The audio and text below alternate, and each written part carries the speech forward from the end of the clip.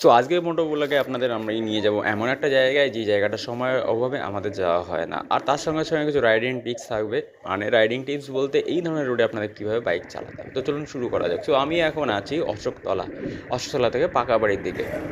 আমার বাড়ি থেকে খুব দূরে নয়, কাছাকাছিই বলতে পারেন। আর দেখতে পাচ্ছেন রাস্তা মোটামুটি অবস্থা খুবই খারাপ আছে। রাস্তা মেরামত হবে, কবে হবে সেটা আমি জানি না। এনিওয়ে, তো আমি যে জায়গাটা যাচ্ছি সেই জায়গাটার বিশেষত্ব হচ্ছে কিছুই না, দু সাইডে একটা মাঠ রয়েছে, মানে দু সাইডে মাঠ, মাঝখান দিয়ে রাস্তা। আর জায়গাটা বিশেষত ঠান্ডার সময়, এই যে আমাদের যে উইন্টার সিজন আছে, এই সময় আমাদের মাঠে সর্ষের চাষ হয়, মাস্টার্ড যেটাকে ইংলিশে বলা হয়। আর এখন ফুল ফুটে পুরো হলুদ হয়ে গেছে, মাঠের দু সাইডে আপনি পুরো ফুল সর্ষের ফুল দেখতে পাবেন। যদি সেই পরিমাণে চাষ হয়ে থাকে তাহলে পরে ফুল সর্ষের ফুলের জন্য হলুদ কালার থাকবে দু সাইড দিয়ে, মাঝখান দিয়ে মেট্রো রাস্তা, মানে রাস্তাটা এখনও পাকা হয়নি। আর তার সঙ্গে সঙ্গে খেজুর গাছ রয়েছে। তো এটা একটা বাংলার অন্যরকম বিউটি।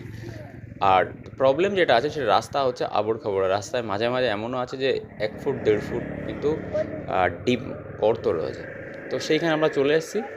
আমার আসার উদ্দেশ্য হচ্ছে প্রকৃতির যে নেচার যেটা আছে সেটাকে জাস্ট উপভোগ করার জন্য চলে এসেছি। ছুটি 2 দিন ছুটি, তার মধ্যে একটা দিন এইখানে চলে এসেছি এই নেচার ভিউটাকে এনজয় করার জন্য। আর দেখতে পাচ্ছেন কাঁচা রাস্তায় মোটামুটি এখনও পাকা হয়নি।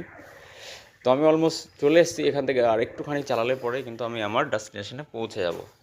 সামনে ফাঁকা মাঠ, কোনো বাড়ি ফাড়ি নেই। আর এই মাঠটার ওই সাইডে যে গ্রামটা রয়েছে সেইটা হচ্ছে আপনার লেফট সাইডে চলে গেলে বোধহয় হবে আপনার বগুলা। তো এই যে চলে এসেছি, দেখতে পাচ্ছেন আমার লেফট সাইডে সর্ষের পুরো ক্ষেত। আর খেজুর গাছ সেই পরিমাণে নেই, খুব কমই আছে এখন।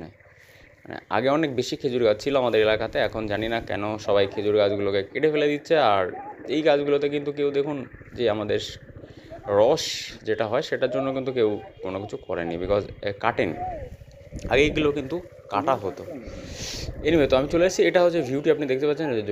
লুক যেটা আছে সেটা কিন্তু অসাধারণ। মানে যারা গ্রাম বাংলার প্রকৃতি পছন্দ করে না তাদের জন্য কিন্তু এটা অসাধারণ একটা জায়গা। বিশেষ করে আমি কাজের সূত্রে কলকাতা থাকি, বাড়িতে আসি মানে মাসে 2-3 বার।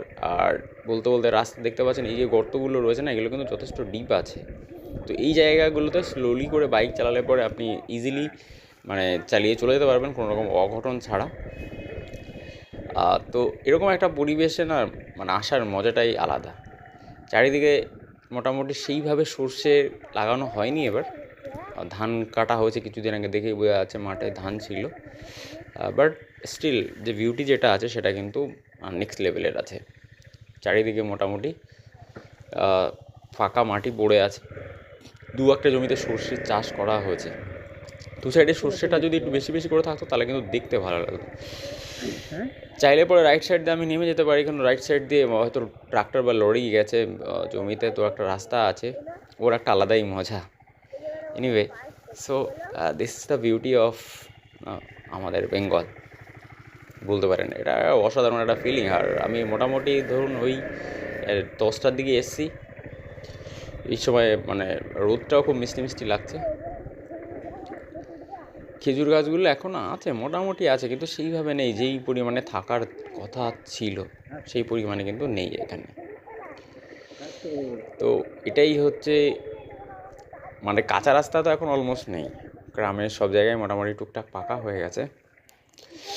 এইখান দিয়েও দেখছি কিছু একটা গাড়ি নেমেছে, তো এখান দিয়ে হালকা করে বাইকটা নিচে নামিয়ে একটা জাস্ট 2-4টা ফটো ক্লিক করতে হবে। বাট এই ধারে জমির উপর দিয়ে আবড় খাবড় রাস্তা, তো এখানে বাইক চালাতে হলে কিন্তু খুব সাবধানে চালাতে হবে, স্কিড করার একটা সম্ভাবনা তো থেকেই যায়। পরিবেশটা কিন্তু মোটামুটি দারুণ। সো এখানে কিছু ফটো ক্লিক করে দেন আমি বাড়িতে রিটার্ন করে যাব। সো আপনাদের এই পরিবেশটা কেমন লাগলো অবশ্যই কমেন্ট করে জানাবেন। দেখা হচ্ছে নেক্সট ভিডিওতে। আপনারা স্কিপ না করে দেখুন, পরিবেশটা কিন্তু আপনাদের ভালোই লাগবে। আর নেক্সট লেভেলে জায়গায় চলে এসেছি। ওই সাইডে রাস্তা, খেজুর গাছ, দু সাইডে ফাঁকা মাঠ, আর এর মধ্যে আমার বাইক। তো আপনাদের কেমন লাগলো অবশ্যই কমেন্ট করে জানাবেন।